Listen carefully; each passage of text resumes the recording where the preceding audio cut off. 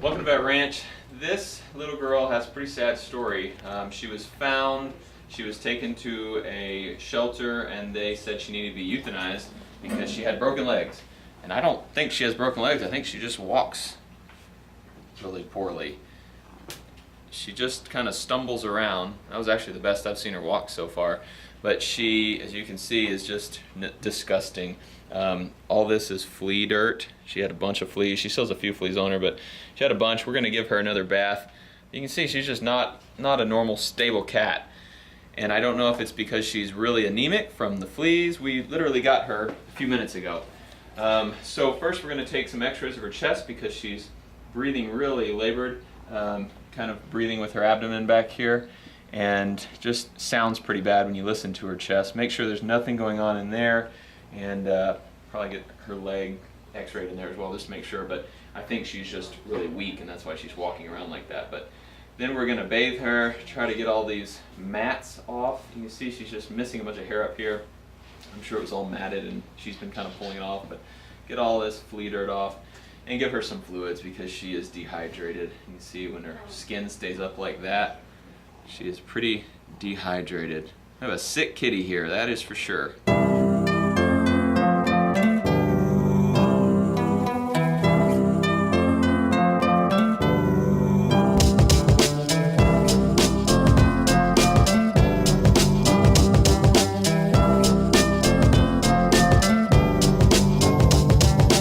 Covered in stickers, and look at all this bloody stuff. This is all from flea poop right here. Once you get it wet, it all kind of turns back to blood. Just nasty. She's just covered in it. This is all just turning to blood and nasty stuff. Poor kitty. Here's her x-ray. Head going this way, tail going this way. So this is her chest right here. You can see her ribs coming down in here. This black is her lungs. This lighter stuff down here should be black like this. It should be lungs. But it looks like there's something else going on in here. You know, her heart usually sits right in here, but all of this should not be like this. So I would guess there's a little bit of liver in there. This is her stomach here, and her liver should be right down here, and it's not, so I assume it's over here. That is not good. I also can't see small intestines in here, so there likely could be some small intestines up there. Here's the view from the top with her head going up and her tail going down. So here's the extent of her ribs. This is her chest. This is her left side over here, normal lung. You can see it's dark, and this side has something in it. So likely what happened is her diaphragm, which separates the thorax from the abdomen, probably has a hole in it here, and some of these organs slipped up into her chest, which is making it super hard for her to breathe. And normally this is an emergency procedure and we'd want to do surgery right away, but I can almost guarantee that she would die if we did surgery today. So we're gonna put it off, hope she makes it for a few days and just gets a little stronger.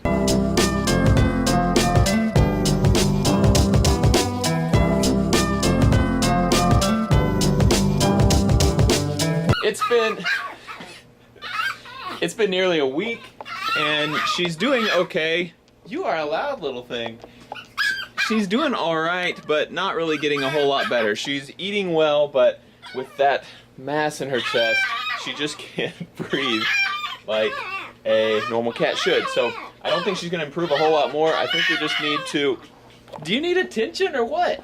I think we just need to do surgery and try to fix her.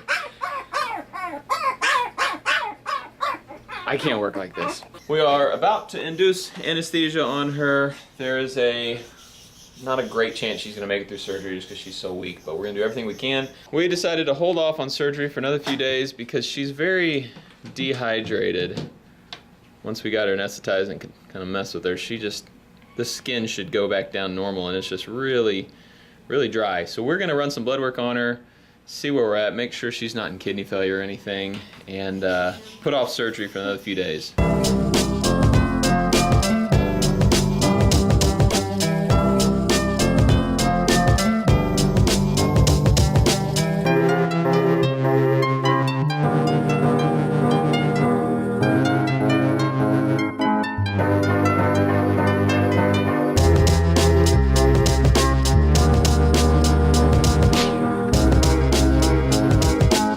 It has been 2 weeks since the last time we tried to anesthetize her. Her blood work came back not really showing much, except she was a little anemic.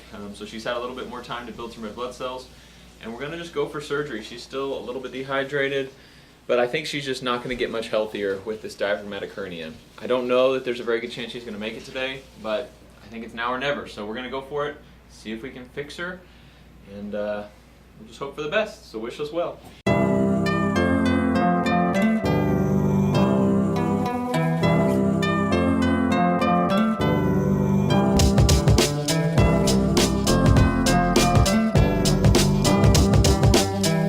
Head is going this way, tail is this way. We are just making our first incision through the skin here. I'm gonna go see what we can find. This is gonna be impossible to show you guys, but I have my finger going down into her abdomen and then going through her diaphragm into her chest right now. So that's our problem. So now, to solve that, we have to pull everything, like her intestines and liver and whatever all has gone through that hole up into her chest. We need to pull it back in the abdomen and then suture up that hole. And the problem is, while you're doing that, air is going to be going up in there, and when she gets air up there, it'll collapse that lung and make it really hard for her to breathe. So we'll be breathing for her on the machine over here, filling up her lungs while I get this thing sutured closed. So she's still alive, and first of all, sorry I didn't film anything. It got crazy. These surgeries are always very intense because a lot can go wrong, and so we didn't have enough people to have someone running the camera. Everyone was working. Michelle's been over here breathing for her the whole time. So she's all done, and so now we're going to try to start waking her up and see if she can breathe on her own. So that's the big thing now. We made it through the surgery. She lost quite a bit of blood, but she still has enough, and she's still doing okay. We're just gonna try to wake her up now, and we'll see how it goes. Keep doing it? Yeah, give her just breaths every 20 seconds now. We need to tell her not to. We'll see if she can start doing it on her own. Andrew, you grab a towel for her to put on top. Keep her warm. A towel? Mm-hmm.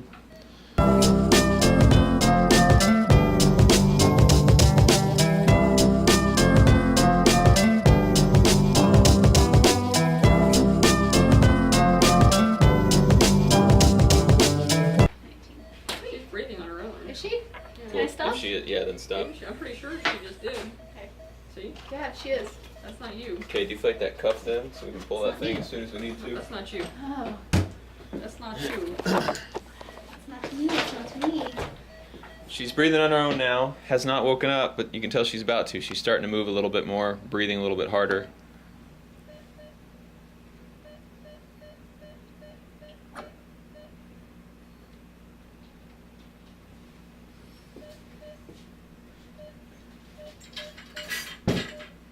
Usually takes cats about 5 minutes to wake up from this kind of anesthesia. We're going on about 15 right now, but she's still breathing and doing okay. Just really slow to wake up. I think she's gonna make it. It's just taking a lot longer than normal. Hi, sweetheart. We've taken her off oxygen. We're letting her breathe room air now. She's put her head up a second ago, doing about as good as we could hope for. It has been a couple weeks since surgery, and she's done fairly well.